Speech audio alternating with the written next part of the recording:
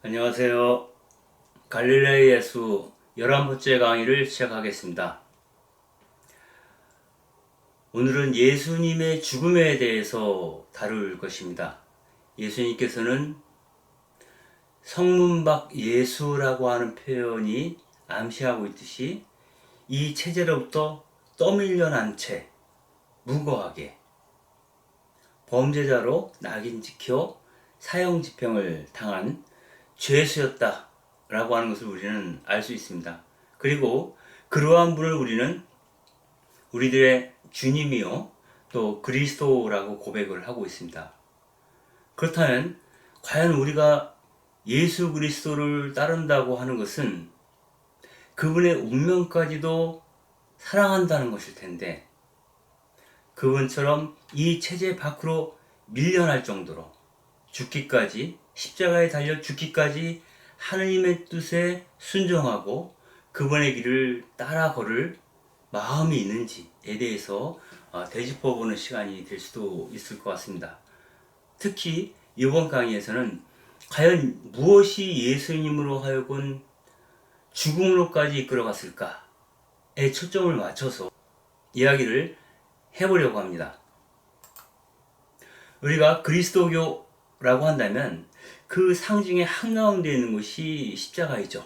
그래서 그리스도인들은 저마다 자기 집에 십자고상 하나 없는 그런 사람들은 없죠. 그만큼 십자가가 굉장히 중요하고, 때로는 그 십자가를 목에 걸기도 하고 또 손에 쥐고 있기도 하고, 늘 그 십자가와 더불어서 신앙생활을 하고자 하는 사람들, 아마 그러한 사람들이 그리스도인이라고 볼 수도 있겠습니다. 십자가에 얽힌 전설적인 얘기를 언급하면서 시작을 해볼까 합니다.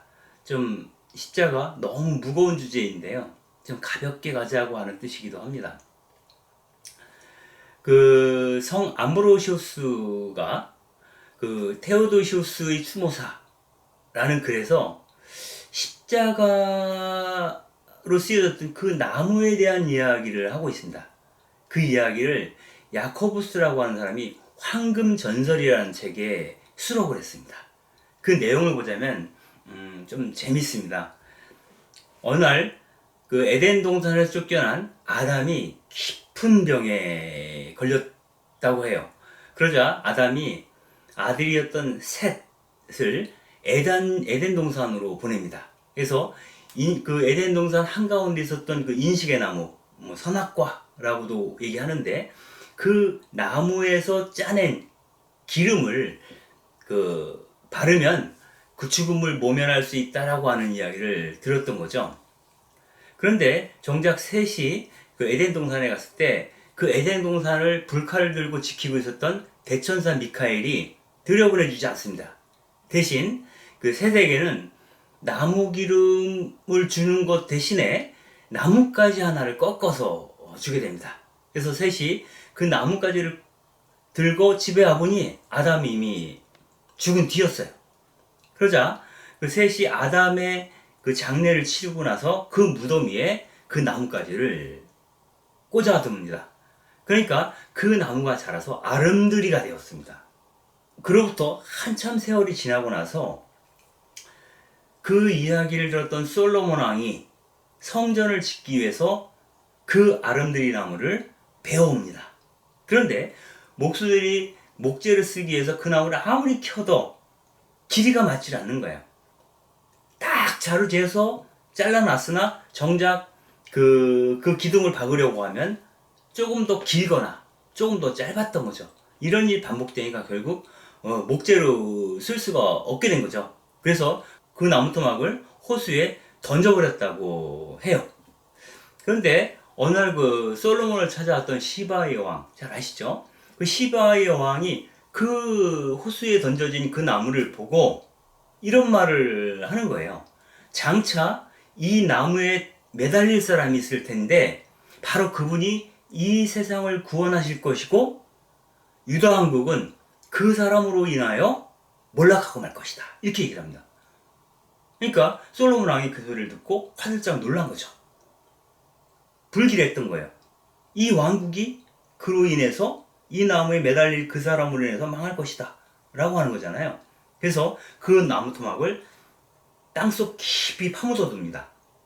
그런데 그 이후에 그 위에 연못이 생기게 되고 양떼들이 와서 이 연못에서 목을 죽이기도 했다 그래요. 그리고 가끔 그 병든 사람들이 이 연못가에 와서 물을 마시면 그 병이 깜짝같이 낫기도 했다고 합니다. 그런데 그 후로도 세월이 많이 지나서 예수님께서 순환을 받고 처형을 당할 때, 그때가 되자 그 나무 토막이 연못 위 수면 위로 떠오른 겁니다. 그래서 그 나무를 건져다가 깎아서 십자나무를 만들었다. 그리고 그 나무 위에 예수님이 매달리게 된 거죠. 그래서 예수님이 매달렸던 그 십자나무는 이런 특이한 어떤 그 전설을 갖고 있는 것이다 라는 얘기를 그 야코부스의 황금전설에서 이야기를 합니다. 이 십자가가 그리스도교 신자들에게 중요한 상징으로 쓰여진 것은 2세기 중엽부터라고 합니다. 그런데 더 결정적으로 십자가의 의미가 부각된 것은 콘스탄티누스 황제와 상관이 있습니다. 콘스탄티누스 황제라고 하는 것은 밀라노 칙령을 통해서 그리스도교인들에게 종교의 자유를 부여했던 사람이죠. 이 사람이 밀라노 칙령이 이뤄진 게 313년인데 그 전에죠. 312년에 꿈을 꿉니다. 이때는 그 콘스탄티누스와 막센시우스가 결전을 하루 앞두고 있었던 밤이었어요.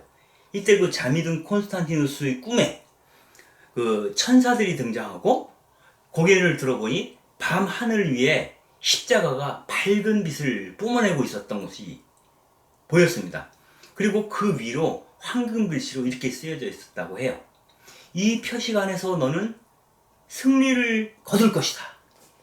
그러자 그 다음날 아침에 콘스탄티누스는 일어나자마자 자기가 이끌던 그 군단의 깃발 휘장에 십자가를 새기게 됩니다. 그리고 십자가가 새겨진 깃발을 들고 도나우강을 가로지르는 밀비우스 다리 전투에서 막센시우스의 대군을 압도적인 힘으로 무찌르고 승리를 얻게 됩니다. 그 후로 콘스탄티누스 황제는 그야말로 황제의 자리에 올라갈 수 있었죠. 그래서 콘스탄티누스는 이 십자가라고 하는 것이 특별한 힘을 갖고 있다. 그리고 그 십자가의 배후에 바로 예수 그리스도가 있었던 거죠. 그래서 그리스도교를 허용하게 되는 겁니다. 콘스탄티누스 황제가 313년에 밀라노 칙령을 반포하면서 사실상 교회는 로마 제국에 편입되게 되죠. 그리고 이와 동시에 예수 그리스도는 영광의 승리자처럼 추앙이 됩니다.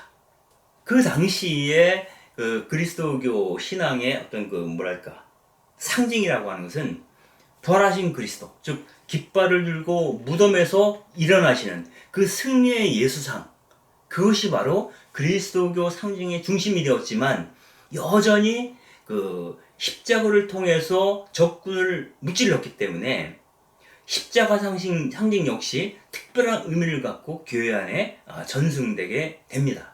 전설에 따르면 예수님이 못 박혔던 그 십자나무를 나중에 발굴한 사람이 콘스탄티누스 황제의 어머니였던 헬레나라고 이야기합니다. 그 헬레나는 유다스라고 하는 사람을 통해서 그 십자나무가 어디에 있는지를 알아냈다라고 얘기를 하는데요. 이때 발견한 그 예수님이 못 박혔던 그 십자나무는 그 한 토막을 로마로 가져가고 나머지 한 토막은 은으로 된 괴짝에 담아서 예루살렘에 헬레나가 보관했다라고 이야기를 합니다. 그리고 주님의 그 손발을 관통했던 그 쇠못은 따로 챙겨서 콘스탄티누스 황제의 그 왕관에 하나를 받고요. 또 하나는 콘스탄티누스 황제가 타고 다니는 군마의 고삐 장식에 녹여 넣었다라고 이야기를 합니다.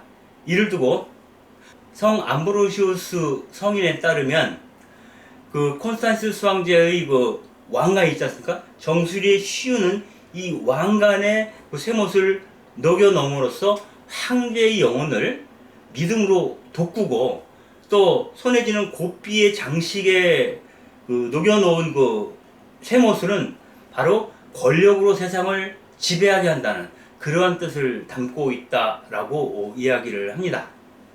아무튼 이 콘스탄티누스 황제는 그 이후에 황제의 칙령을 내려서 이제부터는 로마 제국 안에서 죄인을 십자가에 매달아 죽이는 그런 처형 방식을 금지했다고 얘기를 하죠. 그 결과 순환과 모욕의 상징이었던 십자가가 영광과 구원의 상징이 되었다 라고 합니다. 이것이 이제 십자가에 얽힌, 그 십자나무에 얽힌 전설이라고 볼 수가 있겠습니다. 그만큼 그 십자가라고 하는 것은 초기 교회로부터 거의 200년 이후부터는 그리스도교 안에서 굉장히 중요한 상징물로서 자리를 잡게 됩니다. 근데 여기서 한 가지 덧붙인다면, 과연 그 헬레나는 십자나무를 어떻게 발견했을까? 즉, 그가 발견한 것은 세 개의 십자가였어요. 즉, 당시 예수님 돌아가실 때 좌도가 있고 우도가 있었다고 얘기하지 않습니까? 그 세 개의 십자나무를 그 베누스 신전이 있던 자리를 타서 발굴을 했는데, 그 세 개 중에서 어느 것이 예수님이 박혔던 그 나무일까를 알아보기 위해서 한 9시간쯤 지난 후에 마침 어느 장례 행렬이 그 앞을 지나가게 됐던 모양이에요. 그러자 그 장례를 치르고 있는 그 죽은 시신을 꺼내서 이 세 개의 십자가 위에 이렇게 누워봤다 합니다. 그랬더니 주님의 십자가 위에 시신을 넣는 순간 바로 그 죽은 사람이 되살아났다 라는 이야기도 전해져 내려오고 있습니다. 이것은 뭐 여러분들이 믿거나 말거나 라고 볼 수가 있는데, 아무튼 그만큼 십자가에 굉장히 큰 의미를 부여하고 십자가 자체가 어떤 기적적인 힘을 발산시킬 수 있는 것일 수도 있겠다. 즉 어찌 보면 그만큼 예수님이 그리스도라고 하는 것을 십자가 이야기를 통해서도 전달하고자 했던 것이 아닌가, 초기의 그리스도인들이 그런 생각을 해볼 수 있겠습니다. 한편 그 예수님의 죽음에 대해서 가장 먼저 언급하고 있는 바오로 서간이 있죠. 이것은 복음서가 쓰여지기 한 30년 전에 이미 바오로 사도에 의해서 쓰여졌는데, 여기서는 예수님의 죽음에 대해서는 굉장히 강조하면서 아주 열심히 다루고 있지만, 그분이 왜 죽었는지, 왜 십자가에 못 박혔는지에 대해서, 즉 역사적 의미의 예수에 대해서는 이런 방구도 바오로는 하고 있지 않습니다. 즉 고린토전서 2장 2절에 이런 구절이 나오죠. 나는 여러분 가운데 있으면서 예수 그리스도 곧 십자가에 못 박히신 그분 외에는 아무것도 생각하지 않기로 결심했습니다. 즉 십자가에 매달린 그리스도에게 자기는 주목하고 싶다는 거죠. 왜? 그 십자가를 경거하지 않고서 부활은 있을 수 없다라고 하는 게 기본적으로 바오로의 신학입니다. 그래서 고난을 통해서 부활로 나아가는 심, 그 길을 따라 걷고자 하는 자가 그리스도인이다 라고 얘기를 하는 거죠. 그런데 그분을 따라 걷는 길 가운데 십자가가 있고 부활이 있는데, 이 세상이 왜, 언제, 어디서, 누구에게, 어떻게 예수님을 십자가에 못 박혔는지에 대해서는 바오로 사도는 묻지를 않아요. 그 이유가 뭘까에 대해서 이제 궁금한 거죠, 사실은. 여기서 그 바오로 사도가 십자가에 대해서 얼마나 강조했는지를 알려주는 서간문 내용이 추가로 있습니다. 여기서 바오로 사도는 십자가에 대해서 이런 의미를 부여하고 있습니다. 한번 읽어보시죠. 우리는 십자가에 못 박히신 그리스도를 선포합니다. 상처 입은 그리스도를 선포한다는 거예요. 상처 없는 그리스도는 참된 의미의 그리스도가 아니죠. 실제로 부활하신 예수님조차도 복음서에 보면 상처를 가진 그대로 부활하세요. 그리스도는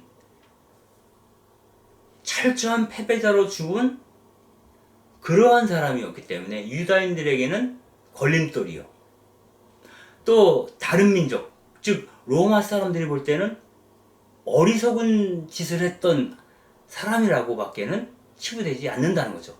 그렇지만 그가 유다인이든 아니면 그리스 사람이든 그분께 부르심을 받은 이들은 그리스도가 하느님의 힘이며 하느님의 지혜라는 것을 안다는 겁니다.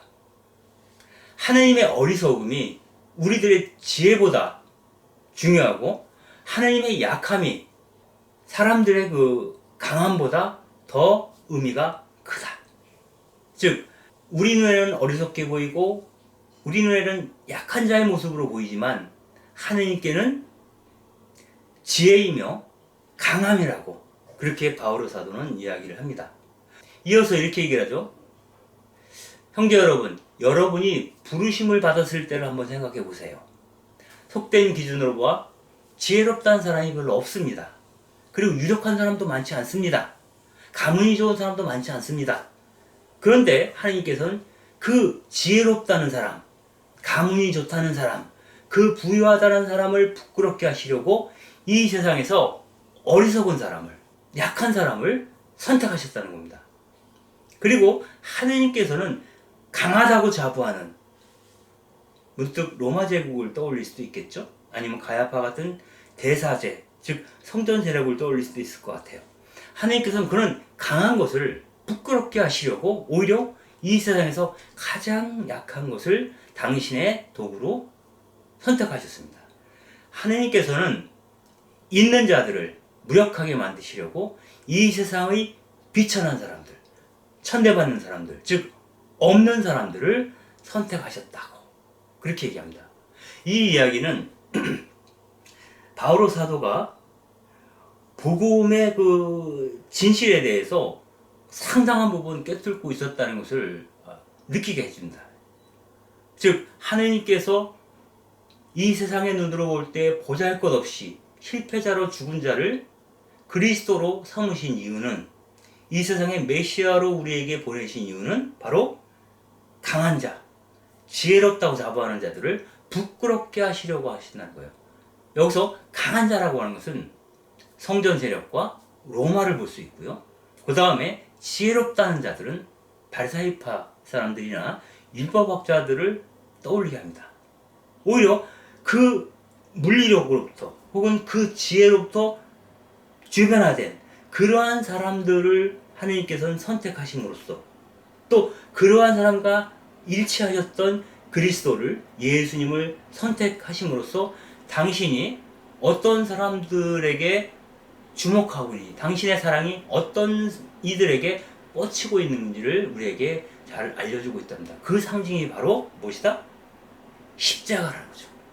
그래서 우리는 십자가를 묵상할 때마다 그분이 십자가에 달린 자, 그처럼 고통받는 자, 주변으로 밀려난 자들을 선택하셨다는 것도 함께 기억해야 될 것 같습니다.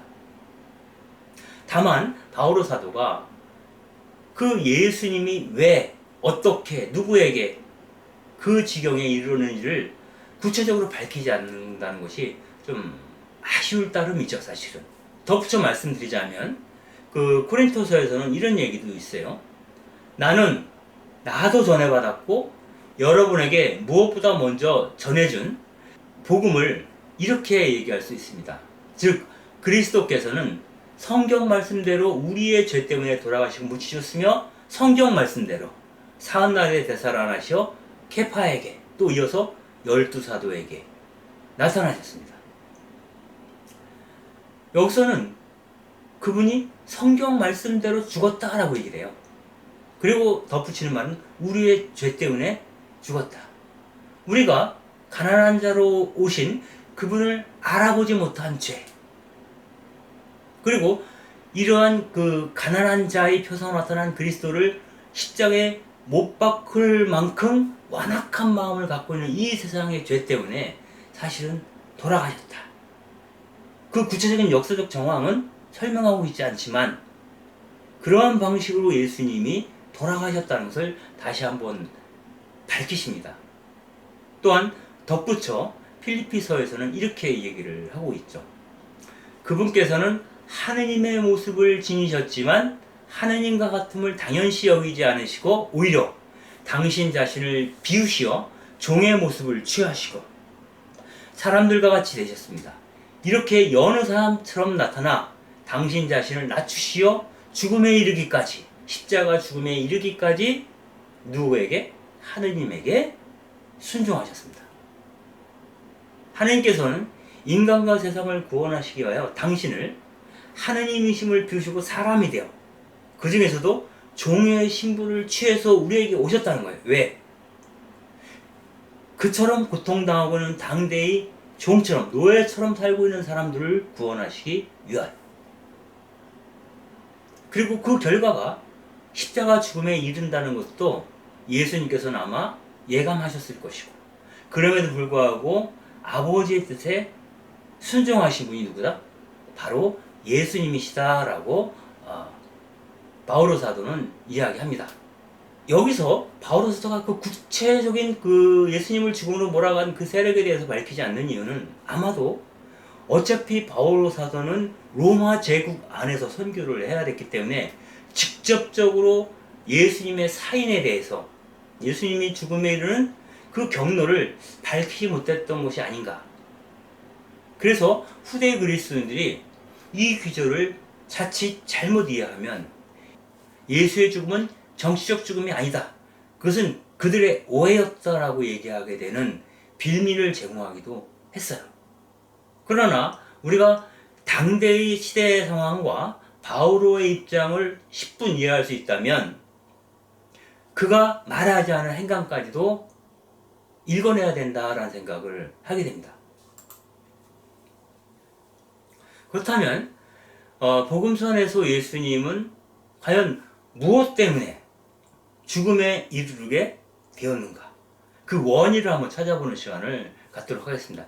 가장 먼저 나오는 것은 예수님의 성전 숙청 사건 때문이 아닌가. 이른바 우리는 그 성전 정화 사건이라고 얘기하는데, 사실 예수님은 성전에 대해서 혹은 성전 체제에 대해서 일도 미련이 없었던 것으로 복음서에서는 보입니다. 그러므로 성전 숙청 사건이라고 얘기하는 게 더 정확한 표현일 수도 있겠습니다. 여기서 보면 마르코 복음에서는 이렇게 얘기를 해요. 성전 숙청 사건 당시에 예수님의 워딩입니다. 나의 집은 모든 민족들을 위한 기도의 집이라 불릴 것이다 라고 성경에 기록되어 있다. 그런데 너희는 이 성전을 강도의 소굴로 만들어버렸다. 수석사제들과 율법학자들이 이 말씀을 듣고 그 일을 없앨 방법을 찾았다. 즉 예수님이 성전을 강도의 소굴이라고 비난했기 때문에 그들이 예수를 죽이려고 했다는 거죠. 그러나 군중들이 그분의 가르침에 모두가 감탄하는 것을 보고 감히 나서지 못하고, 또 예수님도 그 말을 마치고 분위기를 느꼈는지 바로 성 밖으로 빠져나가셨다라고 기록되어 있습니다. 또한 루카복음에서는 이렇게 얘기를 하죠. 같은 성전 숙청 사건을 이야기하면서 예수님이 이렇게 얘기했다는 거예요. 나의 집은 기도의 집이 될 것이다 라고 기록되어 있다. 그런데 너희는 이것을 마르코와 마찬가지로 강도의 소굴로 만들어버렸다. 예수님께서는 날마다 성전에서 이처럼 가르치셨다. 그러니 수석사제와 율법학자들과 백성의 지도자들은 예수님을 없앨 방법을 찾았다. 여기서 마르코복음과 루카복음을 보게 되면 예수님을 처형하겠다라고 마음먹게 된 직접적인 계기는 성전 숙청 사건이다라고 복음서에서는 기록하고 있다는 겁니다. 또한 다른 이유로도 그 기득권층과 예수님은 갈등을 빚었어요. 이런 것들도 간접적인 원인이라고 볼 수가 있겠죠. 이를테면 안식일을 무시하고 당신이 하고자 하는 구마 혹은 치병 행위를 했다라고 하는 것이죠. 이를테면 마테오, 마르코, 루카 복음에서 모두 얘기하고 있는 것이 바로 예수님께서 회당에서, 그것도 안식일에 한쪽 손이 오그라든 사람을 고쳐주었다는 이야기입니다.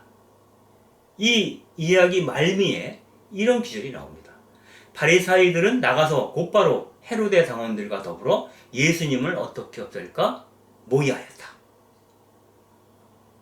그 당시에 어떤 권력층이죠. 헤로데 당원들과 지혜를 갖고 있다라고 얘기하는, 율법을 지킨다고 하는 그 바리사이들이 모여서 예수님은 위험해, 안식일을 훼손하고 있어, 결국 율법은 저자 때문에 무너지고 말 거야, 뭐 이런 여러 가지 혐의를 갖고 있는 거죠. 이런 것들도 예수님을 죽음으로 몰아간 직간접적인 원인으로 작용했을 거다라고 보는 겁니다. 한편 요한복음에서는 조금 다른 얘기를 합니다. 요한복음은 그들이 예수님을 죽이려고 마음먹은 직접적인 원인을 라자로의 부활에서 찾고 있습니다.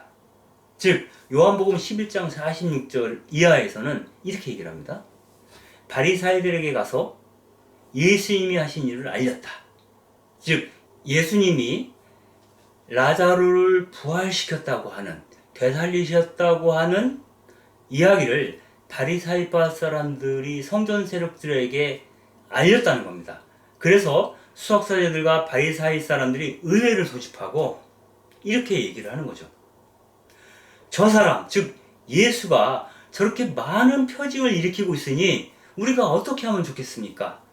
저자를 그대로 내버려 두면 모두가 그를 믿을 거고, 그들이 그를 믿고 집단을 이루고 소유를 일으키게 되면 바로 로마인들이 와서 우리의 거룩한 땅, 즉 성전과 우리 민족을 짓밟고 말 것이라고 그렇게 얘기를 합니다. 그러자 그들 가운데 한 사람으로서 그 해의 대사자였던 가야파가 이렇게 말했다고 하죠. 여러분 아직도 모르셨어요? 온 민족이 멸망하는 것보다 한 사람이 그 백성들을 위하여 죽는 것이 여러분에게 더 낫다는 사실을 이제는 알아야 되지 않겠습니까? 라고 하는 귀절이 요한복음에 있습니다. 요한복음에서는 바로 라자로의 부활을 기점으로 산헤드린을 열어 수석사제들과 대사제와 율법학자들, 이들이 공모하여 예수를 어떻게든 잡아넣든지 죽이든지 뭔가 해결을 봐야 된다고 하는 생각을 굳히게 되었다라고 보도하고 있습니다. 결국 여기서 제일 중요한 것은 성전 숙청 사건 때문인지, 아니면 안식일을 훼손시키는 사건 때문인지, 혹은 라자로를 다시 살아나게 했던 예수의 행위이든, 이 모든 것이 군중들로 하여금 예수를 중심으로 결집하는 효과를 낳을 것이고, 그로 인해서 민중들이 소요를 일으키지 않을까라고 하는 두려움, 그것이 바로 그 민중들에 대한 두려움이, 그 민중들과 예수님이 굉장히 밀착되어 있는 것에 대한 두려움이 이들로 하여금 예수를 체포하려고 마음먹게 하지 않았는가 하는 생각을 할 수 있겠습니다. 이러한 측면들을 우리에게 암시해주는 몇몇 규절이 있습니다. 하나는 성전 숙청 사건 이후에 수석사제들과 율법학자들이 예수님을 없앨 만한 방도를 찾고 있는데 뾰족한 방법이 없었어요. 왜냐하면 군중이 그분의 가르침을 듣고 너무너무 감탄하고 있었기 때문에 함부로 그분을 잡을 수가 없었다는 겁니다. 이건 마르코 복음서인데요. 이 이야기는 포도원 소작에 관한 비유 때에도 똑같이 반복됩니다. 이 포도원 소작에 관한 비유는 그거죠. 추수할 때가 되어서 그 포도원 주인이 사람을 보내서 소출의 일부를 가져오게 하죠. 그러자 소작인들이 주인이 보낸 사람을 매질을 하거나 죽입니다. 그러자 포도원 주인이 아들을 보내요. 아들을 보내자 저자가 상속자다, 저자를 죽이면 이 포도원은 우리 차지가 될 것이다 라고 하면서 그 아들마저 죽여버리게 됩니다. 이 이야기를 하면서 예수님이 이렇게 덧붙이죠. 그렇다면 포도원 주인이 이 소작인들을 어떻게 할 것이냐, 그들을 모두 밀어내고 다른 사람에게 그 포도원을 맡기지 않겠느냐 라고 얘기를 해요. 이건 뭐냐면, 포도원이라고 하는 것은 이스라엘을 뜻하고 하나님께서 위탁을 받아서 그 포도원을 대리경작하고 있는 사람들은 소작인들이죠. 여기서 포도원을 경작하고 있는 그 사람들은 율법학자들과 수석사제들과 대사제들과 헤롯 당원이라고 볼 수 있어요. 그 사회의 어떤 그 결정적인 권한을 갖고 있었던 사람들, 그 사회의 지도층이라고 할 수 있는 사람들. 그러나 그 사람들이 하나님을 배신했으므로 이제 하나님께서는 그들을 포도원 밖으로 밀어내고 다른 이들에게 이 포도원을 맡길 것이다. 이 얘기죠. 굉장히 이 얘기를 듣는 바리사이파 사람들과 수석사제들과 대사제 이런 사람들 입장에서는 너무 놀라운 얘기죠. 그래서 그분을 붙잡으려고 하죠. 그러나 군중이 두려워 그분을 그대로 두고 떠나갔다. 이렇게 되어 있습니다. 그래서 군중과 예수님과의 관계가 이들이 예수님을 해치우고 싶어하는 마음과 연동되어 있다. 연결되어 있다. 이렇게 볼 수가 있겠습니다. 한편 루카복음에서는 그 산헤드린에서 예수님을 신문한 뒤에 이들이 그 사용 권한을 갖고 있지 않기 때문에 적어도 총독의 동의를 얻어야 사용을 집행할 수 있었기 때문에 빌라도에게 예수님을 끌고 가죠. 그러면서 빌라도에게 이렇게 고발합니다. 우리는 이 자가 우리 민족을 선동하고 있다는 사실을 알았습니다. 이 자는 황제에게 세금을 못 내게 하고 자신을 메시아, 곧 임금이라고 합니다. 이것은 로마에 대한 반역이라는 거죠. 선동분자이고, 이것은 빌라도에게 종교적인 이유가 아니라 정치적인 이유로 이 예수라고 하는 분을 고소하고 있다라는 것을 보여주기 위해서 내건 어떤 그 이유죠. 예수님을 고소한 이유인데 사실은 그것이 실제의 내용이 아닐까? 실제로 이들이 느끼는 것은 예수님이 소요를 일으켜 로마 제국과 성전 세력을 전복시키려고 했다고 생각했던 것은 아닐까? 실제 그런 생각을 해볼 수가 있습니다. 여기서 그 신문을 받을 때 빌라도가 묻죠. 정말 당신이 유다인의 왕이요? 메시아요? 세상을 뒤집어 엎으려고 했던 자요? 이렇게 얘기하니까 예수님이 당신이 그렇게 말하고 있다. 이렇게 얘기합니다. 당신이 그렇게 말하고 있다. 그러자 빌라도는 나는 이 사람에게서 어떤 제목도 찾지 못했다라고 얘기했다라고 루카복음에서는 얘기를 하고 있어요. 근데 이것도 어떤 그 신빙성이 다시 좀 떨어지는 거죠. 성전 세력에게 위협이 되는 것은 사실 로마에게도 위협이 되기 때문이죠. 아무튼 이 빌라도가 이 사람 예수에게서 제목을 찾을 수 없다라고 얘기하자 다시금 율법학자들과 수석사제들, 예수님을 고발한 자들이 반복해서 얘기하는 거죠. 이 자는 갈릴레아에서 시작해서 지금에 이르기까지 온 유다 곳곳에서 백성을 가르치며 뭐라고 있다? 선동하고 있습니다 라고 다시 한번 얘기를 합니다. 이 말은 굉장히 무서운 말이에요. 갈릴레아로부터 시작해서 유다에 이르기까지, 예루살렘에 이르기까지 온 유다 곳곳에서 백성들을 선동한다. BC 4년경에 헤로다가 죽자 전국 각지에서 폭동이 일어나죠. 그때 폭동의 진원지 가운데 가장 중요한 곳이 바로 갈릴레아였거든요. 그들이 갈릴레아에서 봉기해서 예루살렘까지 진격을 해옵니다. 이때 바루스가 이끄는 로마 군단 3군단이 와서 이들을 진압을 한 적이 있어요. 그때를 상기시키는 말이에요. 갈릴레아로부터 시작하여 온 유다에 백성을 선동하고 있다. 이 상황에서 빌라도가 그에게 사형 선고를 내리지 않는다면 그것도 이상할 것 같아요. 결국 빌라도는 예수의 제명을 적으면서 나자렛 예수 유다인의 왕이라고 적습니다. 즉 그는 반도 혹은 역적 메시아운동 지도자였다. 메시아운동 지도자라는 게 이제 봉기를 이끈 지도자라는 뜻이죠, 사실은. 안병봉 선생은 이 부분에 대해서 이렇게 얘기를 해요. 그 당시에 유다의 지도자들, 즉 바리사이파 사람들과 대사제와 수석사제와 산헤드린 의원들은 예수에게서 어떤 정치적 혐의를 직접적으로 찾았던 것 같지는 않아요.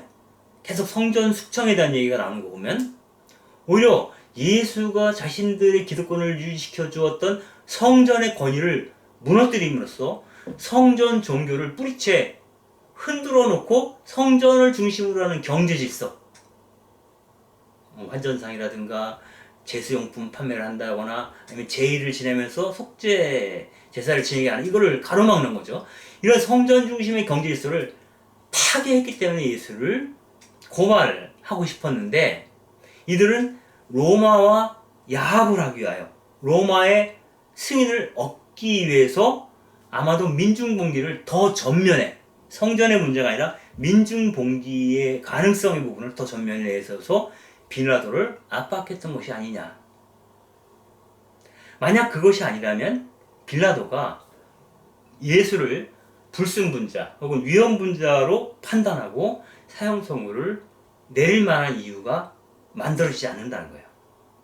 그래서 그들의 어떤 종교적인 불안, 경제적인 불안, 기득권에 대한 위협, 이것이 로마에 대한 민중봉기라는 것과 결합되면서 그 결과로서 사형 선고라는 것이 언도되었다라고 보는 것이 맞을 것 같습니다.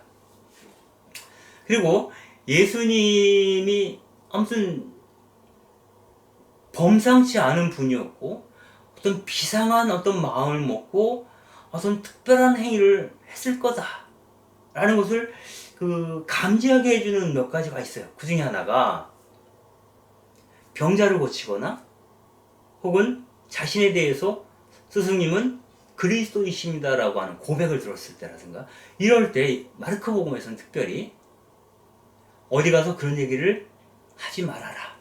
즉 침묵령을 내립니다. 구체적으로 살펴보면 마귀를 추방하고 나서 3번 침묵령을 내리고요. 다른 그 기적 행위를 하는 뒤에는 4번 정도 되고요. 그 다음에 베드로가 당신은 그리스도이십니다 고백했을 때 그리고 이럴 때 이제 침묵령이 내리죠. 어디 가서 이런 얘기를 하지 말아라. 그리고 그 마르코복음에 따르면 2번에 걸쳐서 예수님이 다른 사람 모르게 은밀하게 움직였다라고 하는 사실을 전하고 있습니다. 근데 여기서 그 베드로가 당신은 그리스도이십니다라고 하는 고백 후에 예수님께서 어디 가서 그런 얘기 하지 말아라 라고 침묵령을 내린 것은 소위 학자들 가운데는 이것은 메시아 비밀이다 라고 얘기를 합니다. 그가 메시아임을 비밀스럽게 유지하라고 하는 의미이다 라고 얘기를 하지만 실제로는 이 사람이 메시아라고 하는 것은 정치적인 반역과 상관이 있어요. 당대에는. 그러므로 그 메시아 운동이 갖고 있는 반체제적 성격 때문에라도 마르코복음에서는 예수님께서 내가 그리스도임을 밝히지 마라 라고 이야기하는 방식으로 수술되어 있는 것은 아닌가 하는 생각을 해볼 수가 있겠습니다. 그렇다면 예수님은 남몰래 자맹을 하거나 은신처로 되돌아가거나 어떤 은밀한 행위를 했다라고 하는 기록들이 몇 가지가 나오는데 그것은 예수님의 일이 그렇게 공개적으로 밝힐 만한 그러한 운동이 아닐 수도 있었겠다. 적어도 기득권층의 박해를 초래할 만한 일을 하고 있었기 때문에 그분이 은밀하게 행동하신 것은 아닌가라고 추측할 수 있는 복음서 이야기들이 있다라는 거죠. 그 단서를 보게 되면 첫 번째, 예수님은 이따금 자신의 행방을 감추었다는 거예요. 당신의 거처를 주변에 알리지 않았다는 겁니다. 그 마르코복음 7장 24절을 보면 이렇게 되어 있어요.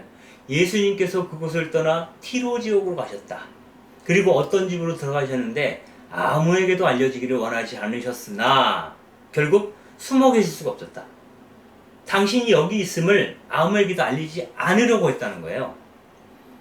그럼에도 불구하고 소문을 듣고 찾아온 여인이 시리아 페니키아 여인이죠.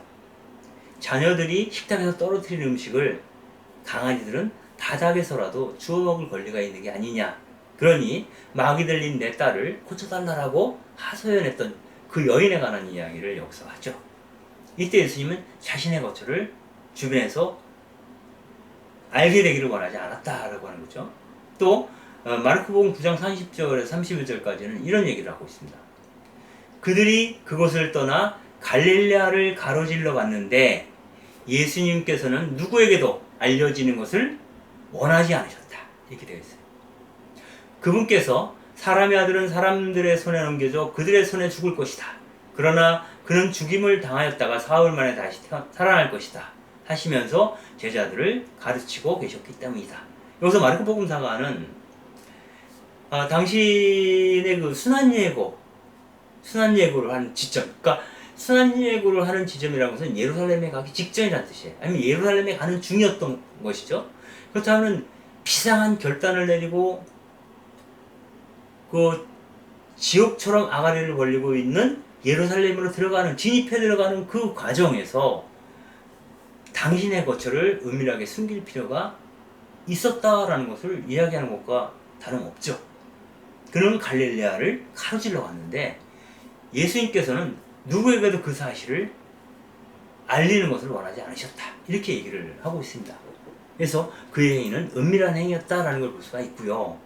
또 예수님께서는 낮에는 성전에서 사람들과 함께 복음을 선포하셨지만 또 그들과 논쟁을 벌이기도 하고 또 그 환전상을 뒤집어 엎기도 하고 여러 가지 행위를 하셨죠. 공개적으로 대중들이 있는 곳에서. 그러나 해가 지기 전에 도성을 빠져나와서 은밀하게 은신처로 가시죠. 즉 우리에게 알려진 은신처는 라자로와 마르타와 마리아의 집인 베타니아였죠. 그래서 이 성전구역이라고 하는 것은 그 낮에는 군중들이 있기 때문에 앞서 언급한 것처럼 군중들의 반응이 두려워서 예수가 활동하는 것을 가로막고를 붙잡지 못했던 거예요. 성전 세력들이.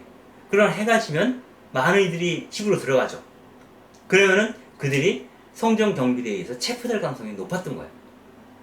이것을 감지하신 예수와 그분의 일행은 해가 지기 전에 군중들이 흩어지기 전에 군중들 사이에 숨어서 도성을 빠져나오고 은신처로 돌아가셨다. 즉 베이스 캠프를 베타니아에 두고 있었다는 얘기를 하는 거죠.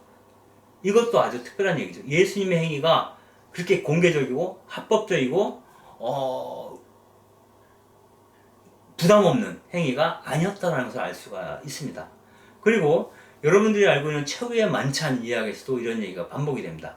이건 뭐냐면 그 만찬에 앞서서 예수님께서는 그 제자 두 사람, 근데 이 제자 두 사람이 이름이 누군지 얘기를 안 해요. 베드로도 아니고 야고보도 아니고 그 요한도 아니었던 것 같아요.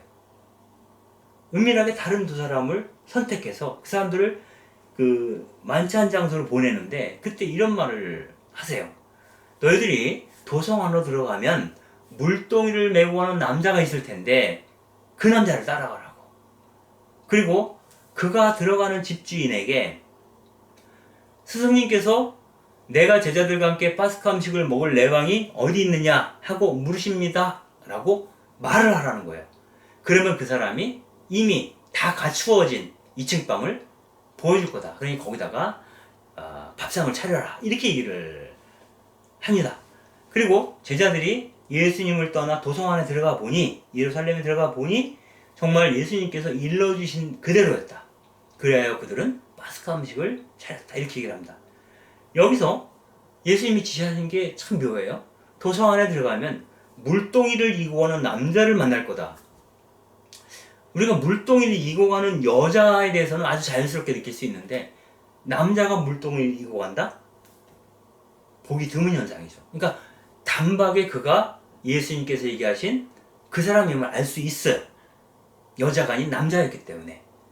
그리고 그를 따라가서 마치 암고처럼 스승께서 내 제자와 함께 파스카 음식을 들고자 하시는데 그 방이 어디 있느냐라고 물으신다 라고 하는 얘기를 하자마자 그 사람이 자리를 내주죠. 이것도 어떤 일을 할 때 은밀하게 일을 수행하고 있다라고 하는 것을 알 수 있어요.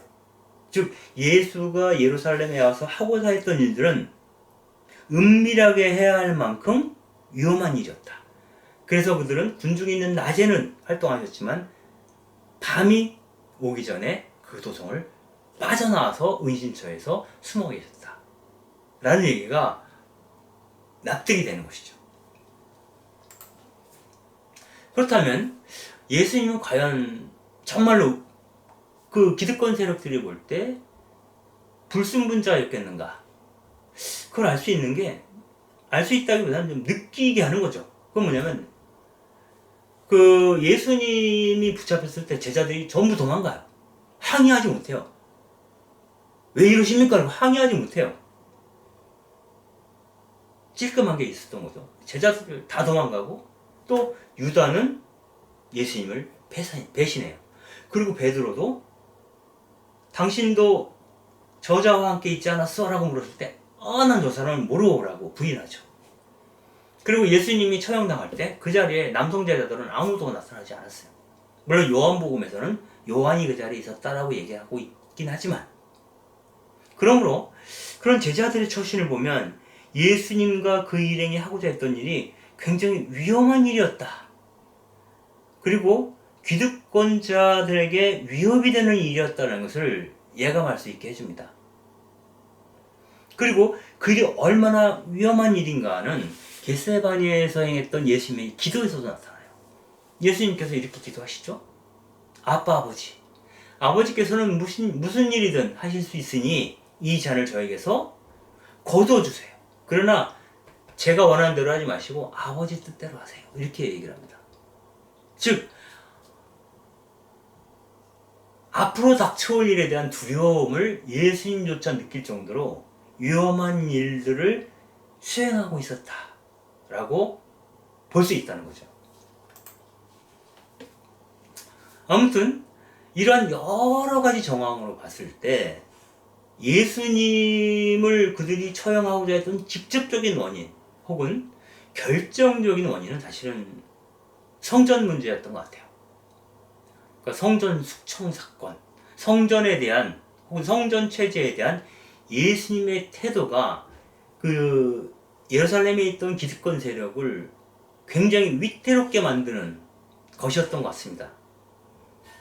사실상 그 단순하게 성전이 뭔가 문제가 있다, 성전을 개혁해야 된다라는, 성전을 정화해야 된다라고 하는 태도는 새로운 얘기가 아니에요. 아모스서라든가 이런 그 예언자들의 문헌들을 보게 되면 끝없이 나는 너희들이 바치는 번제 역겹다, 오직 공평과 정의가 강물처럼 흐르게 하라는 그 성전의 제사에 대한 비판은 많아요. 그리고 그 집이 하나님의 거처임을 강조하는 구절도 굉장히 많습니다. 그런데 복음서를 자세히 들여다보면 예수님은 성전 체제 자체를 거부하신 것 같아요. 성전의 개혁에 관심이 없었던 것 같아요. 그래서 아예 이렇게 얘기를 하죠. 요한복음 2장 19절에는 이 성전을 허물어라 이렇게 얘기합니다. 그러면 내가 사흘 만에 다시 세우겠다. 여기서 사흘 만에 다시 세울 성전은 우리들이 지금 예수님이 목격하고 있는 그 돌로 된 성전이 아니죠. 바로 자기 자신, 당신 자신을 두고 하신 말이라고 하는 덧붙이는 말도 있어요. 중요한 것은 이 성전은 존립의 가치가 없다라고 선포하고 있다는 거예요. 마르코복음에 보면 이렇게 얘기를 합니다. 너는 지금 이 웅장한 건물들을 지금 보고 있느냐. 하지만 여기 돌 하나도 다른 돌 위에 남아있지 않고 다 허물어질 것이다. 즉 성전이 무너져 내릴 것이다. 성전에 대한 미련이 1도 없다라는 얘기를 예수님이 하세요. 실제로 예수님이 성전에서 제의에 참석하셨다는, 어떠한 형식으로든 성전 체제에 동조했다는, 참여했다라고 하는 물증이 없어요. 하다못해 성전에 가셔서 발을 씻은 적도 없어요. 손을 씻은 적도 없어요. 헌금을 한 적도 없어요. 제의에 참여한 적도 없어요. 오히려 더 성전이라고 하는 그 열려진 마당을 통해서 당신이 하고자 했던 말씀을 하고, 그들이 성전에 벌려놓은 장마당을 들러 엎으셨죠. 그리고 성전으로 제기를 들고 가는 사람을 못 가게 가로막았죠.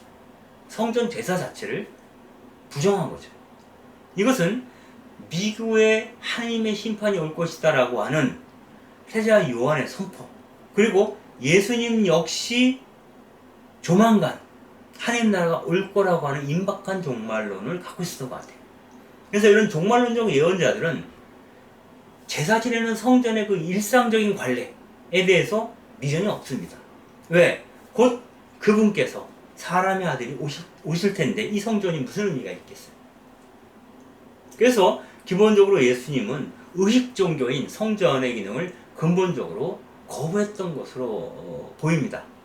그리고 세례자 요한의 계보를 따라서 성전 종교가 제사를 통해서 누군가의 죄를 용서할 수 있다라고 하는 속죄권을 독점하는 것 자체를 부정하신 거죠.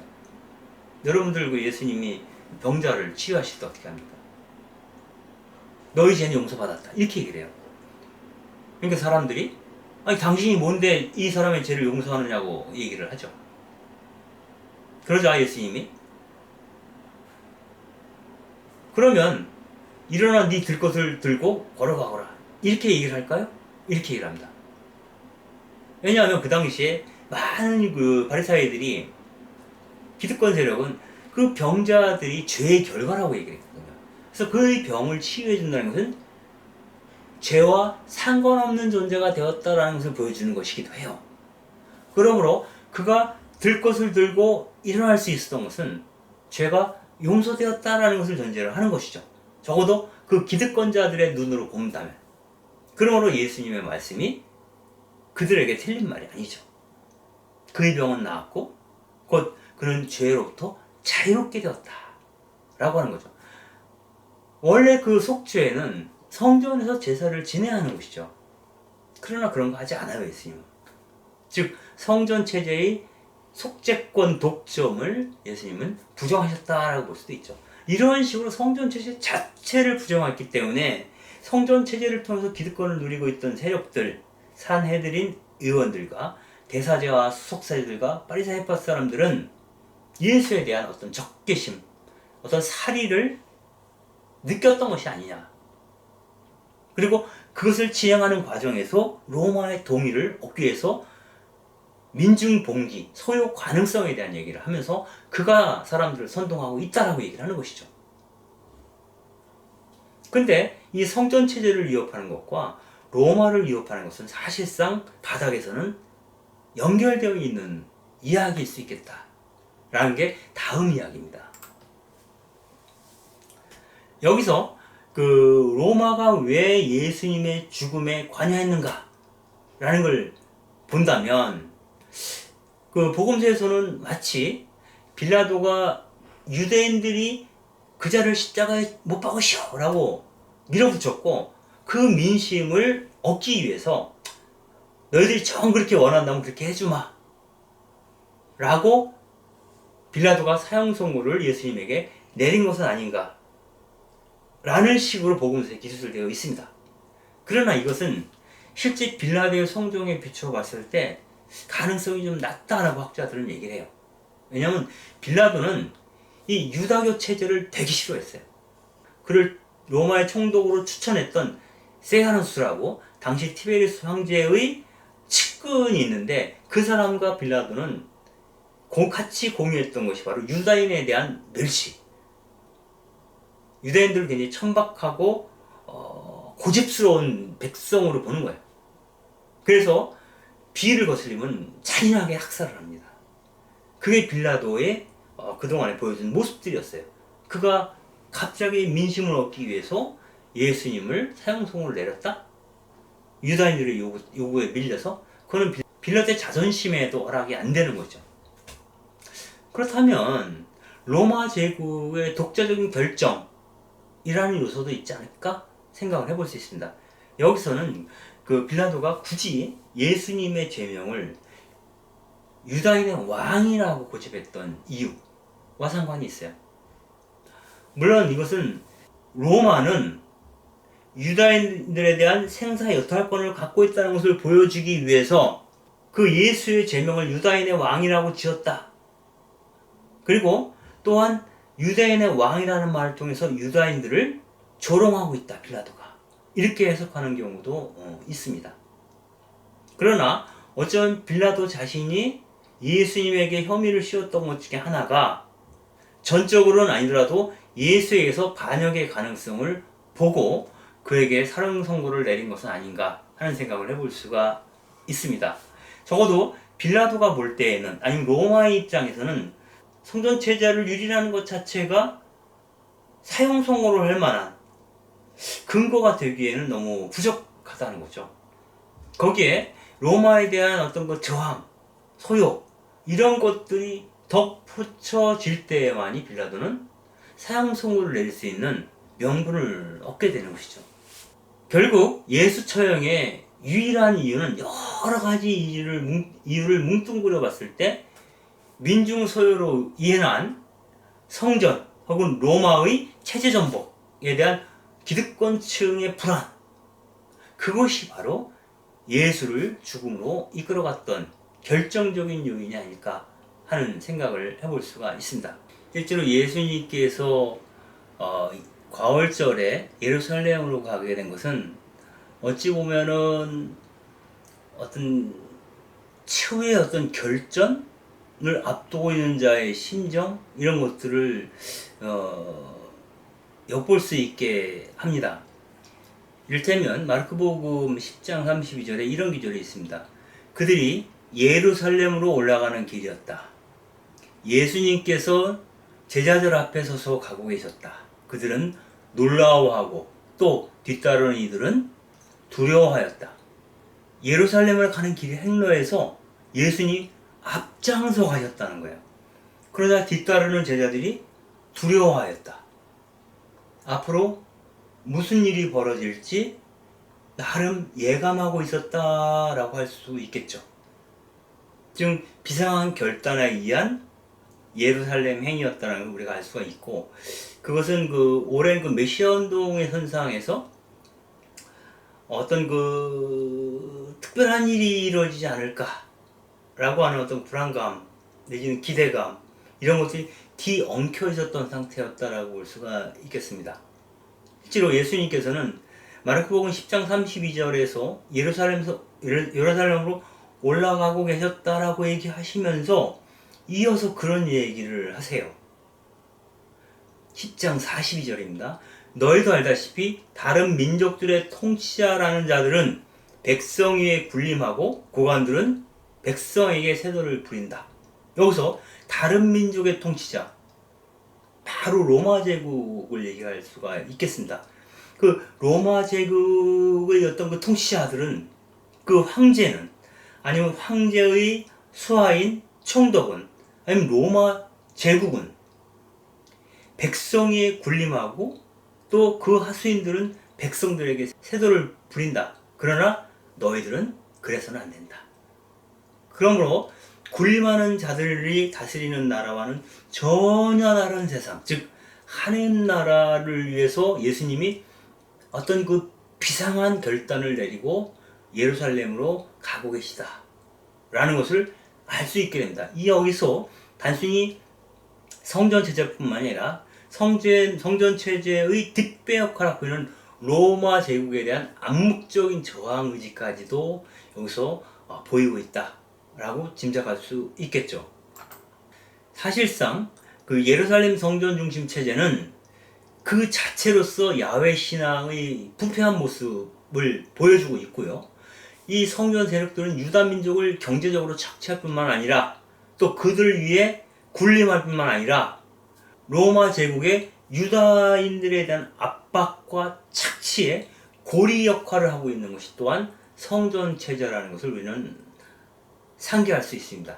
그러므로 예루살렘 성전 체제에 대한 부정은 바로 로마로부터의 민족 해방을 위한 어찌 보면 우선적 과제, 1차적인 과제로 예수님에게 생각되어진 것은 아닐까 하는 판단을 해볼 수가 있겠습니다. 결국 예수님은 예루살렘 성전 체제를 철저히 거부함으로써 로마 제국에 대한 저항 의지를 드러냈고, 그로 인하여 죽음에 이르게 된 것은 아닐까 생각해 볼 수 있겠습니다. 돌아보면 예수님이 예루살렘에 도착해서 성전을 뒤집어 엎고 그 기득권 세력들과 논쟁을 벌이고 결국은 겟세마니에서 처절한 기도를 하고 골고타에 이르러 십자가 처형에 이르기까지 그 전 순환, 예수님의 순환사 전편에 걸쳐서 사실상 하느님의 개입은 없었죠. 어찌 보면 이 세상을 살아가면서 하느님 없는 세상을 살아가는 사람들 같이, 즉 목자 잃은 양처럼 살아가야 했던 수많은 약자들의 모습을 예수님이 몸소 직접 경험하고 있는 과정 자체가 순환사라고 볼 수도 있겠습니다. 급기야 하느님 부재의 현실 속에서 그 유다의 민중들뿐만 아니라 예수님의 측근들조차도 예수님을 배신하거나 그분을 내버리고 도망가는 모습을 보여주게 되죠.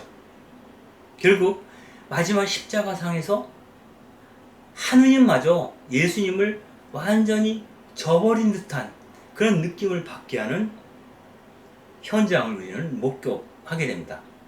예수님이 십자가 위에서 이렇게 말씀하시죠. 엘로이 엘로이 레마 사박타니. 저희 하느님 어찌하여 저를 버리셨습니까? 하느님 부재, 하느님으로부터도 외면당한 것 같은 민중적 현실을 예수가 그대로 보여주고 있다 라고 볼 수 있겠죠. 이 세상에 아무리 불의가 판을 쳐도 우리가 할 수 있는 일이 아무것도 없는 상태, 하느님마저 손을 놓고 계시는 것처럼 느껴지는 상태. 예수님이 갈릴레아에 계실 때 초인적인 모습을 보여줬죠. 병자들을 치유하고 마귀를 쫓아내고 권위 있게 말씀하시고, 그러나 그의 순환사와 십자가 처형의 과정에서는 아주 초라한 실패자의 모습으로 죽어갑니다. 그런데 그러한 그분을 우리가 주님이요 그리스도라고 고백하는 것은 어쩌면 그분의 죽음 이후에 이 죽음의 의미를 밝히 드러냈던, 그래서 그분과 연대감을 맺게 된 제자들의 변화된 모습, 그 변화된 모습을 낳은 예수님의 부활 사건으로부터 우리는 우리의 신앙을, 예수님에 대한 새로운 시선을 갖게 되는 것은 아닐까 하는 생각을 하면서 이번 강의는 아시지만 여기까지 하고 마치도록 하겠습니다. 다음 시간에 예수님의 부활 문제를 다루면서 이 죽음의 의미가 무엇인지, 그 제자들은 어떻게 예수님의 죽음을 인식했는지, 그 안에서 어떻게 그분과 연대감을 느꼈는지에 대해서 이야기해 보도록 하겠습니다. 감사합니다.